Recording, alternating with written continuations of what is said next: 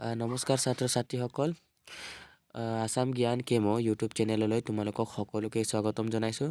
আৰু আজি চেনেলটোত নতুনকৈ ভিজিট কৰিছা যদি প্লিজ ছাবস্ক্ৰাইব কৰি বেল আইকনটো প্ৰেছ কৰি ৰাখি দিবা। আজি আমি অষ্টম শ্ৰেণীৰ পাঠ নং 1 নিয়ৰ পাতিৰ সকলো পাঠভিত্তিক প্ৰশ্ন উত্তৰ আৰম্ভ কৰিম। তোমালোকে শেষলৈ চাই থাকিবা, ঠিক আছে। আমাৰ 1 নম্বৰ প্ৰশ্নত দিয়া আছে, কবিতাটো শুদ্ধ আৰু স্পষ্টকৈ পঢ়া আৰু আবৃত্তি কৰা। সেইটো তোমালোকে নিজে কিতাপৰ পৰা চাই ল'বা, ঠিক আছে। আৰু আমাৰ কুৱেশ্যন নম্বৰ 2 দিয়া আছে, উত্তৰ দিয়া।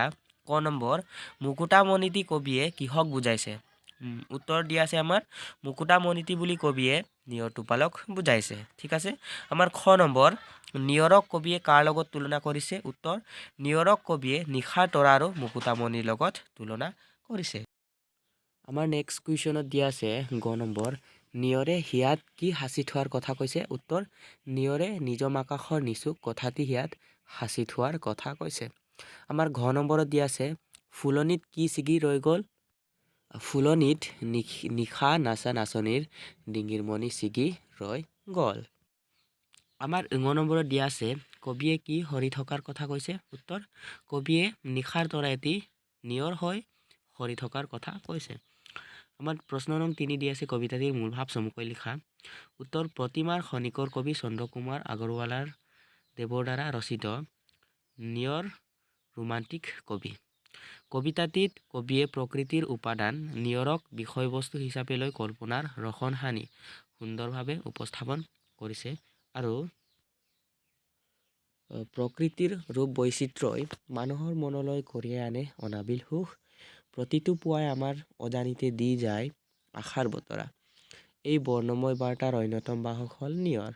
মুকুতা সদৃশ নিয়ৰ কণাবোৰ ঘাঁ বনৰ ওপৰত কাহিলি পুৱাতে জিলিকি থকা দেখিলে আমাৰ মনলৈ নানা ভাৱ অহাটোৱেই স্বাভাৱিক। কবিয়ে নিয়ৰক নিশাৰ আকাশৰ পৰা সৰি পৰা তৰা নিত্যৰতা পৃথিৱীৰ ডিঙিৰ পৰা ছিগি পৰা একোটা মণি অথবা পুৱাৰ পোহৰত সেমেকি উঠা এটোপাল চকু পানীৰ লগত তুলনা কৰিছে। আমাৰ প্ৰশ্ন নং 4 দিয়া আছে, শব্দ সম্ভাৰ আৰু অভিধান চাই তলৰ শব্দবোৰৰ অৰ্থ লিখা।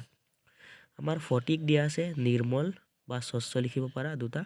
শুভে মানে শুৱনি, হেঙুলি মানে হেঙুল বৰণীয়া, নিজম হৈছে নীৰৱ নিচুক, কান্দোনেৰি শান্ত হ বা শুৱা লিখিব পাৰা, ঠিক আছে। আমাৰ প্ৰশ্ন নং 5 দিয়া আছে, প্ৰসংগ সংগতি দৰ্শাই ব্যাখ্যা কৰা।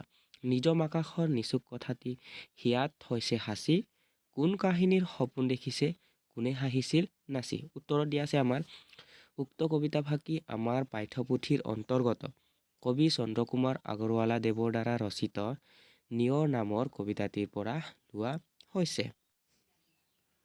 আৰু আমাৰ সংগতিত দিয়া আছে, ৰাতিপুৱা ফুলৰ পাহিত পৰি থকা নিয়ৰ টোপালক নিশাৰ আকাশৰ পৰা সৰি পৰা তৰা ৰূপত কবিয়ে কল্পনা কৰিছে। ব্যাখ্যাও লিখিবা লগতে, প্ৰকৃতিৰ ৰূপ বৈচিত্ৰ্যই মানুহৰ মনলৈ কঢ়িয়াই আনে প্ৰতিটো পুৱাই অজানিতে দি যায় আশাৰ বতৰা।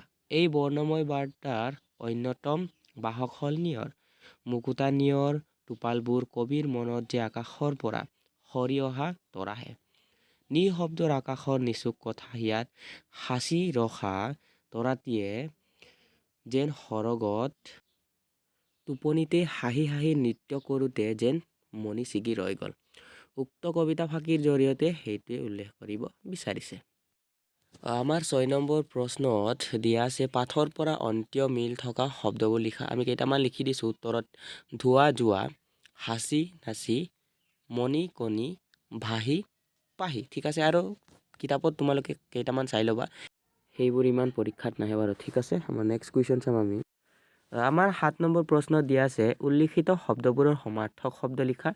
উত্তৰ, টোপনি নিদ্ৰা, বেলি সূৰ্য, পানী জল, ফুল পুষ্প, নিশা ৰজনী, সপোন স্বপ্ন, আকাশ গগন, চকু হৈছে নয়ন, ঠিক আছে।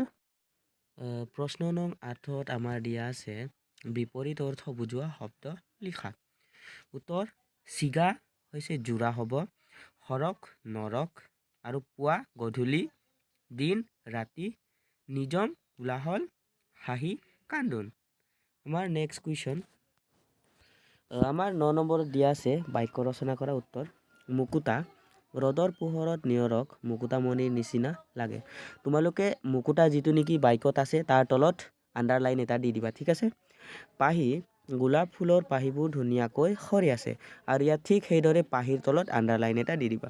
শুভে গোলাপ ফুল গোটেই বাগিচাখনত শুভে, ইয়াতো আণ্ডাৰলাইন দিবা। নিচুক নিয়ৰে নিজম আকাশৰ নিচুক কথাটি হৃদয়ত সাঁচি থৈছে, সকলোতে আণ্ডাৰলাইন দিবা, ঠিক আছে। তোমালোক নিজে ফুলজুপিত নিয়ৰৰ টোপালবোৰ ধুনীয়াকৈ জিলিকি আছে। তাৰপিছত নেক্সট আছে আমাৰ ফটিক নৈখনৰ ফটিক পানীত পদুম ফুলবোৰ ধুনীয়াকৈ ফুলি আছে। আমাৰ প্ৰশ্ন নং 12 দিয়া আছে এটা শব্দত প্ৰকাশ কৰা। বাকী 10, 11বোৰ নিজে চাই ল'বা, সেইটো চব কিতাপতে আছে, ঠিক আছে। ক নম্বৰ যি আনৰ উন্নতি দেখিব নোৱাৰে চকু চৰহা। খ নম্বৰ একে মাকৰ সন্তান শহুদৰ যাৰ ঘৰ বাৰী নাই অঘৰী। ঘ নম্বৰ যিজনে ভাল বেয়া বিচাৰ কৰিব নোৱাৰে অবিবেচক। ইং নম্বৰত দিয়া আছে যি আগে হোৱা নাই অভূতপূৰ্ব, ঠিক আছে। আমাৰ প্ৰশ্ন নং 13 দিয়া আছে নিয়ৰ কবিতাটিত পোৱা তৰা আকাশ পানী কথা হিয়া সপোন চকু আদি শব্দযুক্ত হৈ গঠিত খণ্ড বাক্যবোৰেৰে বাক্য ৰচনা কৰা, ঠিক আছে। আমাৰ তৰা নৰা চিঙা মানে কি বৰকৈ বেগাই যোৱা, ঠিক আছে। খুৰাকৰ মৃত্যুৰ খবৰটো পাই গোলাপে তৰা নৰা ছিঙি ঘৰলৈ আহিল। তাৰপিছত নেক্সট আছে আকাশত চাং পতা অস্বাভাৱিক কল্পনা কৰা। ইয়াত দিয়া আছে আকাশত চাং পতা মানুহে উন্নতি কৰিব নোৱাৰে।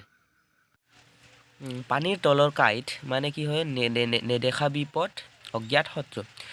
দীপাংকৰে জনাই নাছিল যে বন্ধুৰ বেশেৰে তাৰ ঘৰতে পানীৰ তলৰ কাঁইট লুকাই আছিল। আমাৰ লাষ্ট কুৱেশ্যন হয় চকু চৰহা লোকৰ ভাল দেখিব নোৱাৰা। চকু চৰহা লোক সকলোৰে অপ্ৰিয় হয়। ছাত্ৰ ছাত্ৰীসকল আজিৰ ভিডিঅ'টো কেনেকুৱা লাগিছে, যদি ভাল লাগিছে তোমালোকে কমেণ্ট কৰি দিবা, আৰু চেনেলটোত নতুনকৈ ভিজিট কৰিছা যদি প্লিজ চেনেলটো ছাবস্ক্ৰাইব কৰি নটিফিকেশ্যন বেলটো প্ৰেছ কৰি ৰাখি দিবা, যাতে তোমালোকে আৰু বেলেগ পাৰ্টিৰ প্ৰশ্ন উত্তৰ পাবলৈ। আজিৰ ভিডিঅ'টো আমি ইমানতে সামৰিছোঁ, আৰু তোমালোকক লগ পাম নেক্সট ভিডিঅ'ত। আজিৰ কাৰণে থেংক ইউ, বাই বাই।